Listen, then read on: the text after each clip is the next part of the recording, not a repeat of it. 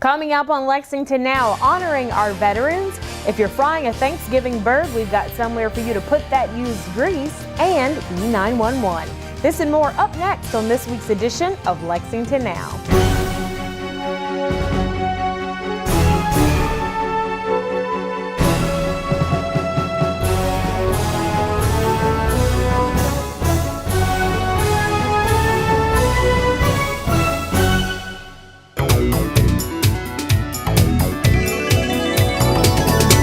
Roberts, and welcome to this edition of Lexington Now, where we give you an inside look at what's going on in your urban county government. This past week, we took time out to honor and remember the brave men and women who have served our country in the armed forces. Lexington held a special ceremony at Veterans Park. We want to thank all the veterans who are here today for your service to our country. Many Americans think of Veterans Day simply as the day we set aside each year to attend picnics or parades to honor veterans who answered the call to military service. However, you and I know that today is much more important than that.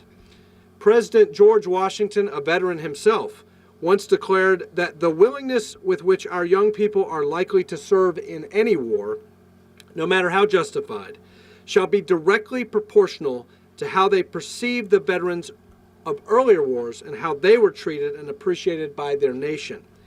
Our first president understood the moral importance of caring for our veterans and future protectors.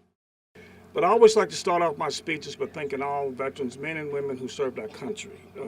I'm a Vietnam vet. I wasn't in country.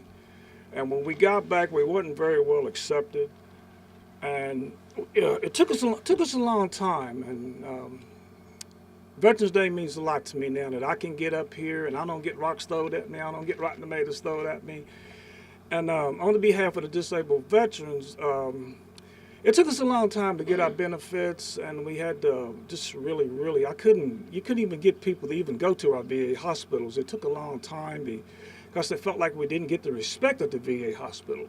But the VA hospital has changed a lot, and they've saved my life a couple of times, and I really expect them. I'm on several boards out there, and there are several offices at the VA hospital if anybody needs to know about their benefits. There's a lot of veterans out there who don't know what their benefits really are. They think they do, but they don't. They're afraid to go ask. It happened to me 30 years ago. Well, that's not true. If it happened 30 years, go back in 30 years and fill out a claim. Get your money. I mean, it's out there for you. Health benefits out there for you. When you walk out there and you see VA hospital, that's your hospital. It don't belong to the people inside there.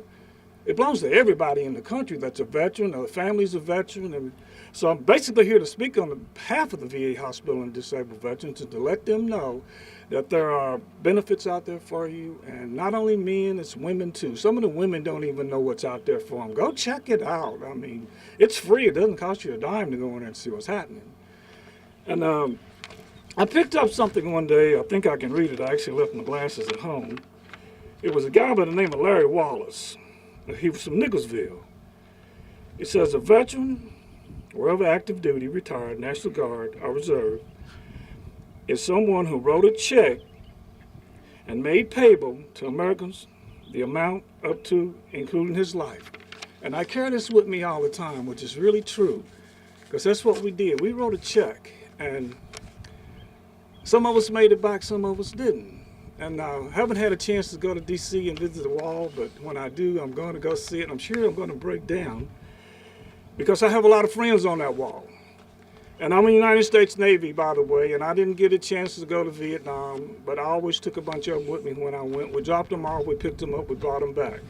I've seen the PTSDs, I've seen the mental health. I deal with it every day, and it's all we can do is just try to help and respect our veterans. When I see a veteran, I thank him every day for serving our country. And I think that's what everybody ought to do. I mean, just be there for them, help them. Try to save them, because there's a lot of us need help. Thank you. God bless America. I want to thank everyone for coming out for this morning. There's a lot that we can do to support our veterans, helping with physical and mental health care, going out of our way to employ veterans, and making sure we are honoring their service. Let's work together to do more for these men and women who have given to us. We can assist them and their families as they have worked so hard to give us all we have today. So on that note, I want to thank you again for coming out today, and you watch for next year because we're going to have another one and even better next year. So please continue and enjoy the wonderful refreshments that we have over there, and also talk with our fellow veterans that are here today and thank them and remember them always for their service. God bless you and God bless our country. Thank you. Another November tradition is right around the corner. I'm talking about Thanksgiving, and that means there will be lots of turkeys being prepared for our tables, many of them fried. But do you know what to do with the grease after you fried that turkey? The folks at Environmental Quality have your solution. It's the Gobble Grease Toss.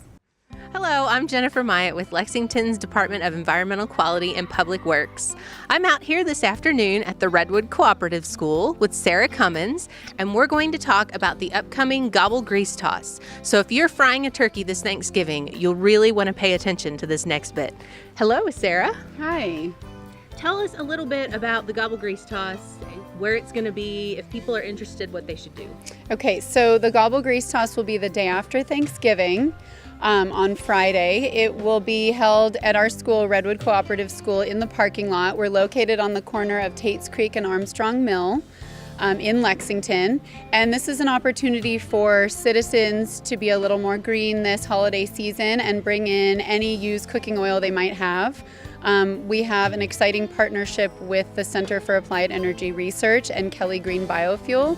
So with their help, we'll be converting all of that used cooking oil into biofuel. That sounds great. Can you tell us a little bit of why this is an important event for the school? Well, it was important for Redwood Cooperative School as a whole to help the citizens be more green this holiday season and find a way to properly dispose of their cooking oil. We certainly don't want to see it going down the drains, and even better, not to the landfills either. So this is a perfect solution for all. Thank you very much. Next, we're going to talk with Dr. Santian Jimenez with UK's Center for Applied Energy Research, who will give us a bit of information about how the cooking oil will be turned into biofuel. Well, as you mentioned, Jennifer, I actually work for the University of Kentucky Center for Applied Energy Research, and currently we have a project funded by the National Science Foundation where we're developing new technology to convert vegetable oil and animal fats to biofuel. We're happy to be collaborating with the Redwood School because that gives us access to a very interesting feedstock that we can apply our technology to. However, we are a research facility and we have limited capability to transform large quantities of oil, and thus we're also very happy to be collaborating with Kelly Green Biofuel, since they're a Kentucky company in the business of collecting oil and making biofuel out of it. So that will allow us to transform the entirety of the oil that we're going to be collecting in the Gobble Grease Toss into a useful fuel. Thank you very much. I'm here with some students from the Redwood School who are going to talk about why the environment is important to them. So the Gobble Grease Toss is great because it helps us keep some grease out of the landfill that we create at Thanksgiving, but they also do a lot of other recycling at Redwood School. Can you tell me what you recycle? We recycle like bottles, all like sorts of things, and we can make them out of gas. Cool. What else do you recycle? We recycle paper bags. You recycle paper bags. What do you recycle at school? My name is Gloria, and I recycle boxes. Boxes. Boxes are very important to recycle, but the reason why it's important to recycle is because the environment is so important. Can you tell me why the environment is important? Because it has air and trees. Very good.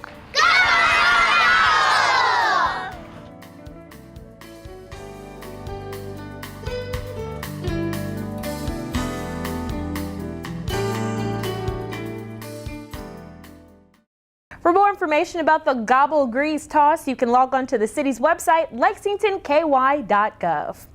When you call 911, you expect someone to quickly pick up the phone and get you help. Now that service is becoming even better and more efficient in Lexington thanks to a new enhanced 911 center.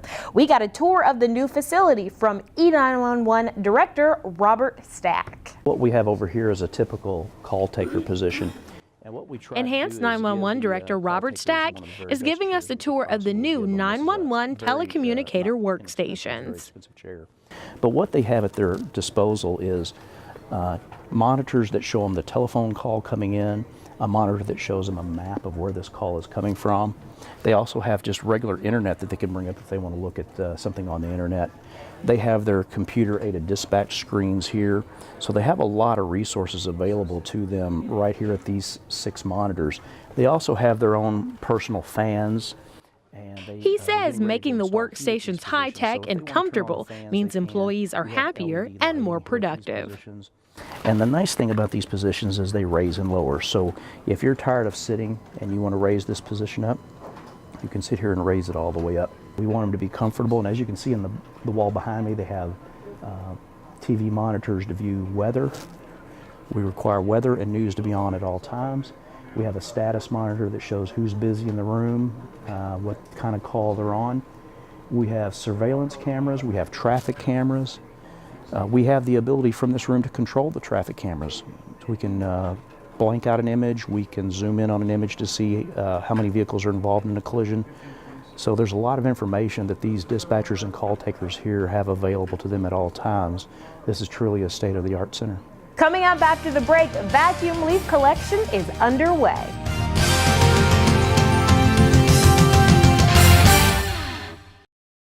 Welcome to Your Health, starring Your Hands. On today's show, washing your hands.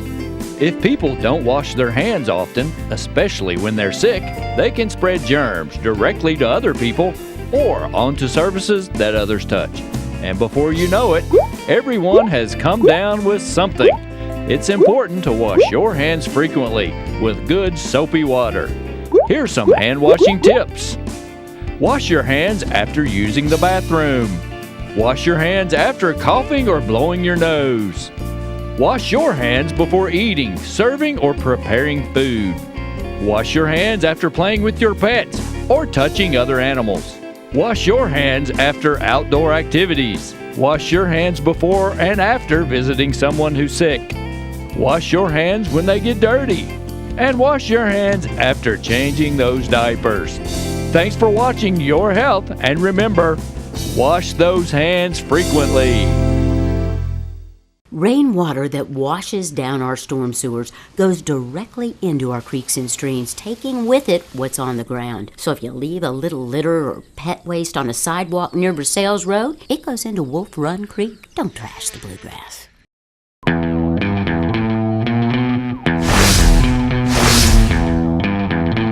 Hello, I'm Detective Mark Thomas with the Lexington Police Department. You may also know me from Bluegrass Crime Stoppers. I'm here to talk to you a little bit today about a new texting system that we have available through any smartphone. In the body of your message, you can text LexPD plus your tip to crimes. When you're submitting anonymous information, we ask that you include several things that would help us conduct the investigations more thoroughly, such as a person's name, their home address, possible license plate numbers, any other people involved, or why you think that they're conducting the type of activity that you believe that they are. All of those things, no matter how small you believe they could be, are relevant to the investigation.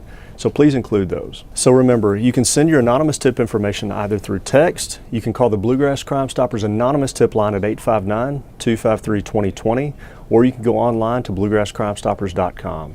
Thank you.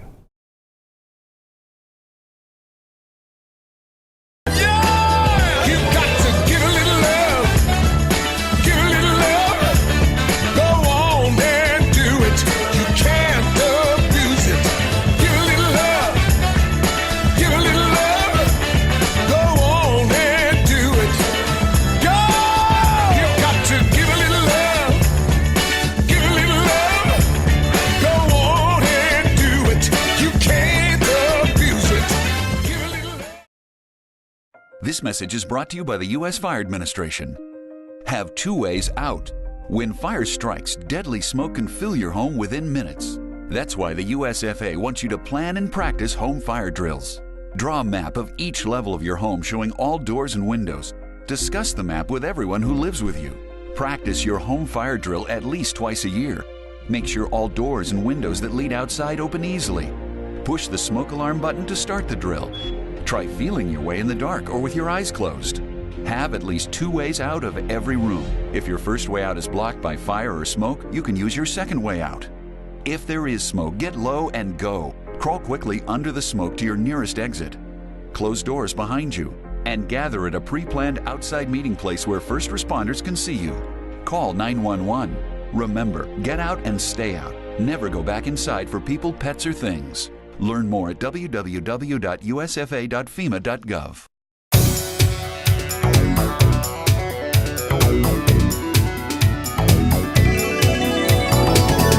Welcome back to the show. The leaves on Lexington's trees are past their peak fall color now, and that means they're mostly on the ground. That's why the city's annual vacuum leaf collection is in full swing. The last couple of years we've collected around 1,500 tons of leaves, and we expect to collect that many and possibly more this year.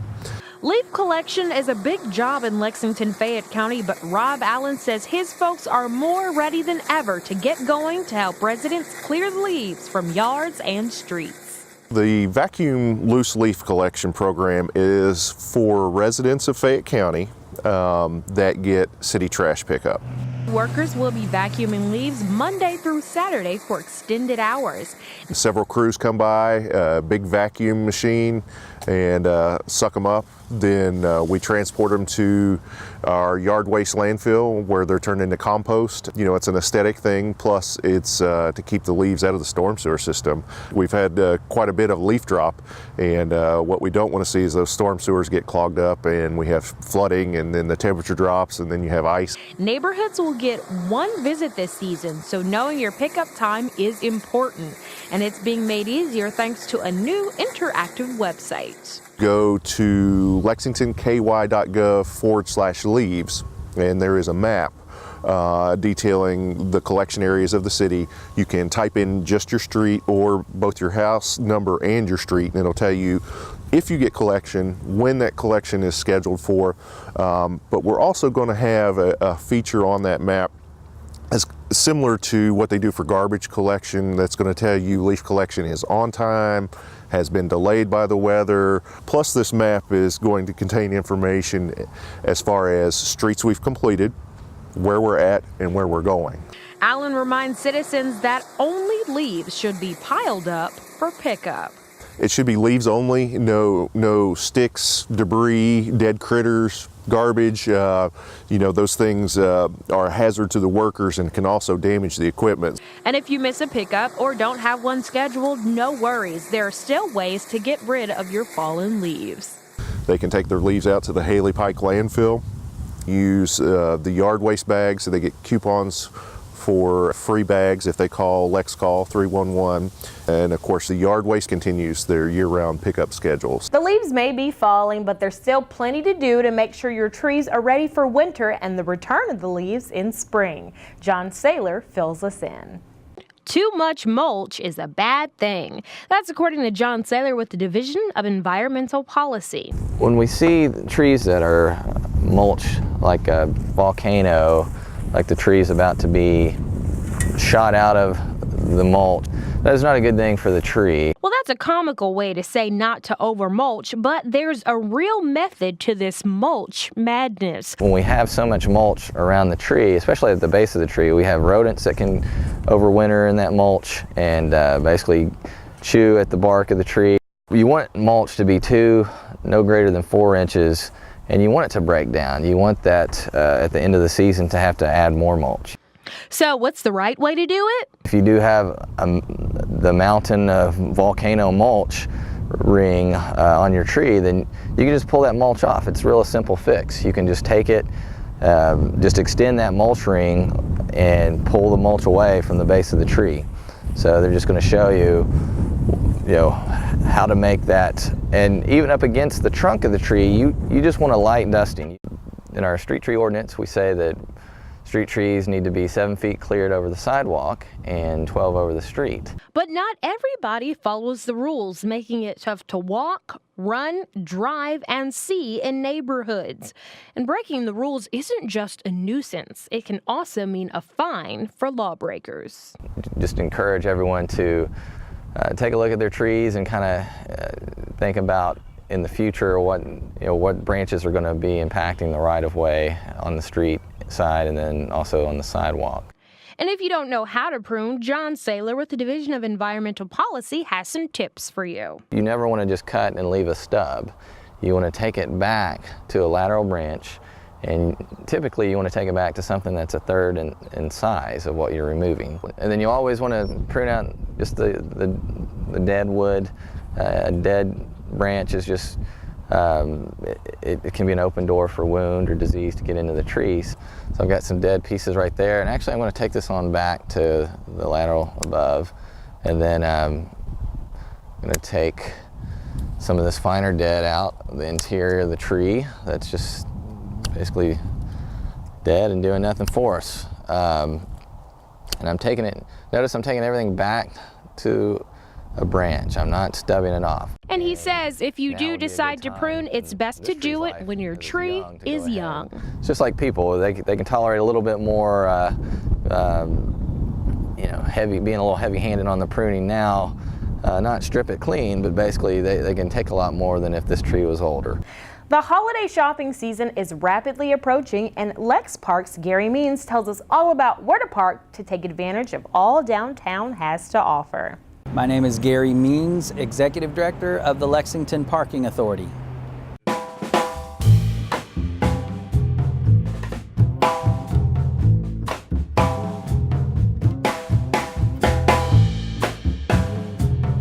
The Victorian Square Garage is really handy for shops like the Broadway shops that are right inside the garage down on Broadway. We've got shops there. We've got shops across the street at the square, which you can walk across Broadway or conveniently use the pedway to walk across to those shops. So there's a lot of great restaurants and new retail establishments in the square that you can easily get to from the Victorian Square Garage. And as you can see, there's a lot of spaces on the rooftop of the garage on almost any given day, and we've got great elevators that'll take you down to wherever you need to go if you have trouble getting around. We've always got a spot for you.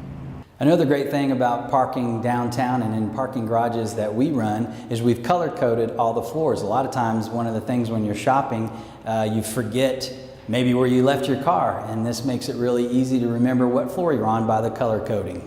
We have pretty good weather here in Lexington, typically in the wintertime, but sometimes it gets a little cold or a little rainy. But don't let that stop you when you want to go out shopping or dining. You can park in the Victorian Square Garage, and on the third level, walk right across that pedway and stay out of the rain, carry all your packages back to your car safely.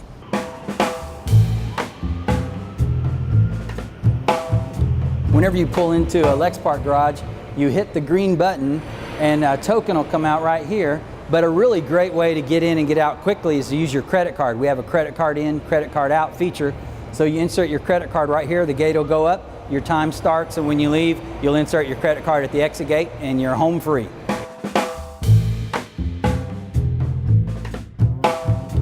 Also, when you're coming downtown, you never really have to be worried about are there enough spaces in a Lex Park Garage, because we've got those signs like the one behind me that tells you how many spaces are left. So when you're coming down shopping or coming down to a sporting event, check out those signs and you'll know how many spaces are left, so you'll be comfortable pulling into the garage. Another great thing that you might notice when you come downtown shopping and parking in downtown Lexington is this crew. That's the new Downtown Lexington Management District, and they're out making these sidewalks cleaner and safer for all the shoppers and diners in downtown Lexington.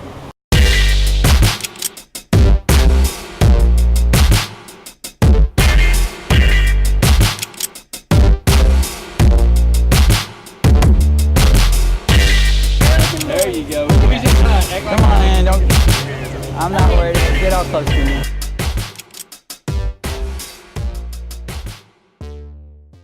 When you pull into the parking lot that serves the Lexington Center Corporation and their shops and Rupp Arena, you're going to see a gate like this. Just hit the button, pull the ticket, and when you go to the shops, they'll validate your parking for you. So we're on the Lexington Center lot now. If you want to go shopping at the Lexington Center shops, you're going to find all kinds of parking on this lot that's on High Street, and the folks that run the shops inside will validate your parking for you. You might be familiar with this lot if you've attended events at Rupp Arena, but it's a great place to park when you're going to go shopping with them as well.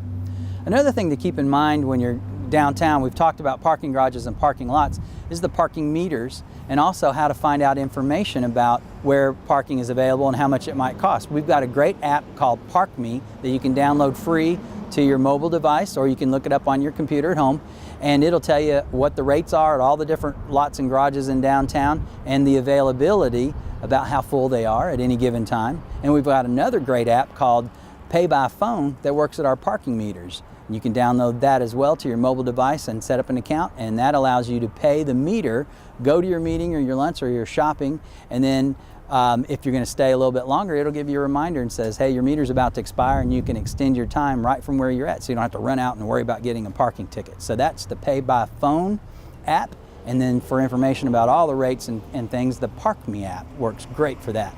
And then if you're interested in finding out about the kind of great shops that we have in downtown, you might want to look up LexingtonCenterShops.com. You could also go to the Square, Lexington.com, to find out about some of the great shops in the Square. And then DowntownLexington.com has some great information about the different shops and restaurants in our great downtown.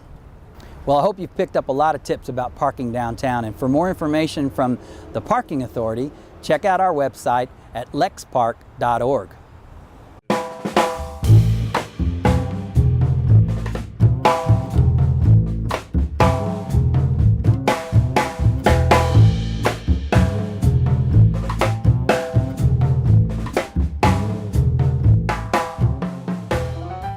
We're back to a full schedule at City Hall, and there are plenty of meetings going on, including the Environmental Quality and Public Works Committee, Council Work Session on Tuesday, Thursday's Planning Commission, the Quarterly Council Committee of the Whole, Council meeting, and the public hearing. All of those meetings, including the Board of Adjustment meeting on Friday, you can watch them live on GTV3 or streaming on our website. Or you can watch any archive meeting and find a complete calendar of meetings and events at lexingtonky.gov. Well, that is all for this week's edition of Lexington Now. We'll return next week with more news from your urban county government, but in the meantime, you can keep up with what we're doing by following us on Facebook, Twitter, and YouTube. You can also get 24/7 traffic updates by following us on Twitter. Our handle is @LexRex. You can also get a live look at traffic by going to our city's website. We have live traffic cams. For the staff and producers at GTV3, I'm Sherelle Roberts, and that's it for now.